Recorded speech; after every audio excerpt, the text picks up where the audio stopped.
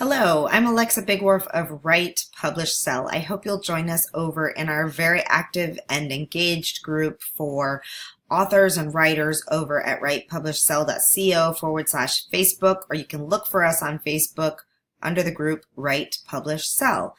I want to talk to you a little bit about pre-orders today because I see this question a lot, and recently I've seen some first-time authors put their books on pre-order, or even second-time authors that don't have a huge following still.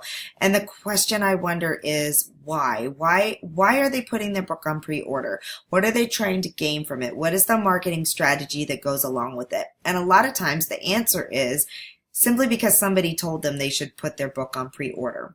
So I want to address this question from a couple of different angles. First of all, I want to think about what your goal is with your book. And if you've listened to other videos from me or done any coaching programs, you know that I start everything with what is your goal with your book, because it's such an important question. You may not need to go through the hassle of setting up pre-orders depending on what you're trying to do with your book. On the other hand, if you're trying to actually fundraise some money and earn some money prior to the launch of your book, then a pre-order strategy may be exactly what you need.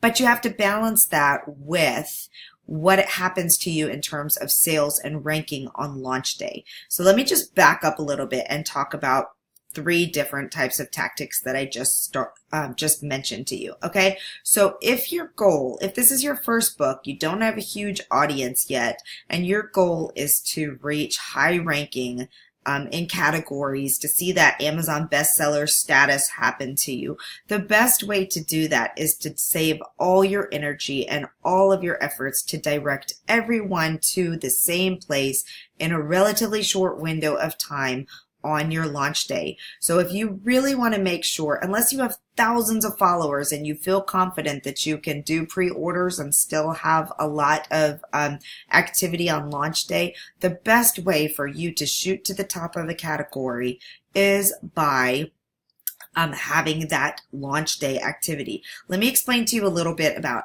algorithms and Amazon. So Amazon adjusts the rankings in the categories on an hourly basis. So the more people you can get to your link at the same time within the same hour, the better for you in terms of ranking. So let's say you're going to launch on September 29th. If you can set up all of your emails, all of your social media coordination, everything that you have going on for the launch of your book, if you have your launch team helping you out there trying to get everything out there, try to get everybody to do it within a prescribed window of time. So say my launch is going to be at 11 a.m. Eastern on September 29th, and you try and drive as many people to that in that time frame as you can. Now, yes, people won't open their emails till later. That's okay. If they trickle in throughout the day and over the next couple of days, that will continue to keep it really boosted. But in terms of trying to get that high ranking, which high ranking does a lot of things for you, and there's a lot of different strategies we could talk about in how to get higher ranking and things that you can do leading into the launch to do all of that. That's completely different, a different scenario that we'd have to go through in more detail later. So if, again, to reiterate, if sales is your sales ranking, category ranking, and being at the top of category is your main priority, I don't necessarily recommend pre-orders. Also, the other thing with pre-orders is that from the moment your book is out there, your clock starts ticking. So if you're really trying to get to the top of a new category, unless you are driving a huge pre-order strategy towards it, you're now shortening your window of being a new release, a hot new release, and you're also shortening your window of what it takes to get a lot of people to boost your category. So to get high in the category, you have to have a lot of activity in a short amount of time. So if you set up pre-orders 60 or 90 days out, but you don't have a lot of people going consistently to that pre-order page, you've started the clock, you've started your ranking, and it's going to be a lot harder for you to climb up in ranking than it would be if you just went bam, everybody goes September 29th at 11 a.m. Okay? So that's the strategy on that. Now, the second thing that I mentioned was if you're trying to fundraise for your book. Okay, so there's lots of ways that you can learn how to put your book on pre-order. You can do it through Amazon Advantage, which is a little bit tricky, but not impossible to do. The key is you either have to get it switched to CreateSpace just prior to launch day so that Amazon fulfills it, or you have to handle all of the fulfillment yourself, which can be good because you can then sign the books and send them out to people, and that's really nice. But if you're getting hundreds and thousands of orders, unless you're working with a company like Vervante who will ship and distribute for you, or unless you're sending your books to Amazon to fulfill, or it can be really, really overwhelming. So you have to weigh that fact. The other thing that you can do is you can sell it on your website. And all you have to do for that is to set up your own order form and shopping cart or PayPal button or something for people to go ahead and pay for the book in advance. And then you are able to order copies whenever it's ready for you to order copies. On CreateSpace, it wouldn't be until launch because they only allow you to do 5 pre-orders. If you have it on Ingram Spark, you can order as many as you want prior to it, but there are other caveats with Ingram Spark and pre-orders that I'll get to in a second. Or you can just tell people it will ship on launch day, and once you receive those orders, you save the money so that you have enough money to actually pay for the book, and then on launch day you go and you actually purchase and send those books to everybody who pre-ordered. That is a good strategy if you're trying to make some money prior to the launch. You can also work with a third-party printer or an individual printer like Vervante. Check them out at vervante.com.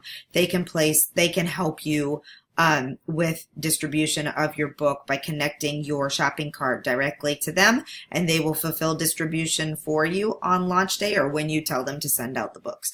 Okay, so I mentioned putting it on Ingram Spark.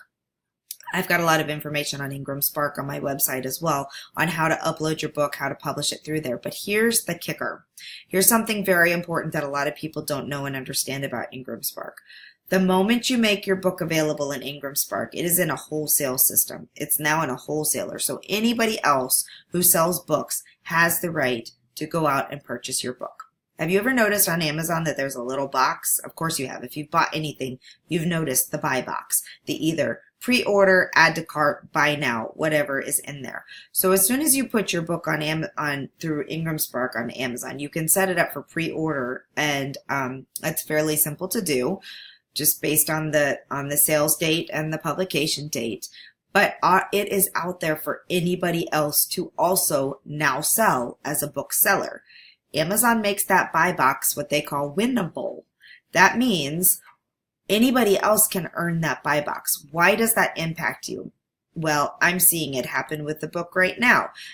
We thought that we would win that buy box, and we did not. So there is another person out there who's selling the book, and theirs is the main page when somebody looks up our book. So they see when you're searching that book or looking at that book, the main seller is the one who gets the sale. Now, do they have to go back and buy it through Ingram Spark? And do you get your percentage through Ingram Spark? Yes, but I'm going to tell you that you get the lowest percentage of royalties through Ingram Spark than selling it any other way. So if another bookseller has won the buy box and you're now losing the sales that could have come either directly from your seller account or from CreateSpace or any other place that is selling, that gives you higher royalties, you're now messed up. So I do not recommend putting your book on pre-order through Ingram Spark. Get it out there in other methods. Make sure you have sales so you win the buy box, and then you can put it out there for other retailers to sell as well. Ingram Spark and other wholesale retailers is a whole different story. We're not getting into that right now. Okay, so those are the two main things, either trying to get money ahead of time or trying to, or whether your goal is your sales strategy. Now, if you have a really solid marketing strategy or a large group of people behind you or multiple authors who are promoting this thing nonstop through the pre-order period, there is an opportunity that you can still obviously boost your rankings, get really high, even on the pre-order, and do some other things. So again, it depends on your marketing strategy, your audience size, and your goals with your book. Let's talk about one other thing, and that is, working with other organizations who may want to pre-order the book, or outside of the box kind of marketing where you have other places where you are presenting yourself. For example, if you're on webinars or podcasts or any of those types of things, and those are coming out prior to the publication of your book, and you don't want to miss the opportunity of pre-orders. In this case, you have two options. First and foremost, you have to remember that as a brand new author, what you need almost more than sales is activity on Amazon and reviews. So my inclination is almost always to direct people prior to the sale of your book to a landing page where you can collect their email address in exchange for a free PDF download of your book for a review on Amazon. And a lot of people say, why would I give my book away for free to so many people? I'm not going to go into the details on that, but I can tell you that it's an effective strategy that works. So if you are out and about promoting yourself in podcasts and webinars, at live events, at all these other things, I'm telling you now from a marketing perspective, the most important thing you can have is someone's email address.